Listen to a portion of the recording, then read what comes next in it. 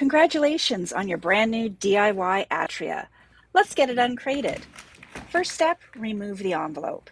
If you bought multiple units, there will only be one envelope per order.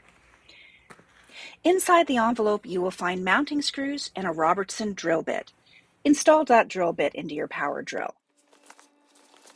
The next step is to remove the screws connecting the crate to the pallet.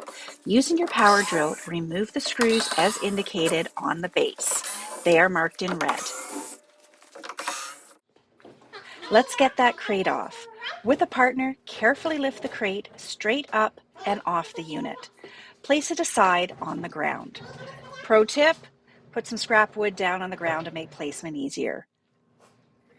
We're almost done uncrating our Atria. Our last step is to remove the brace screws that are securing the Atria to the pallet. Remove the screws as indicated from the top and side braces. They're marked in red. These secure your DIY Atria to the pallet. Once these are removed, your Atria is now free from the crate and resting loosely on the pallet. Follow along for our next step, which will be installing your DIY Atria into the structure of your choice.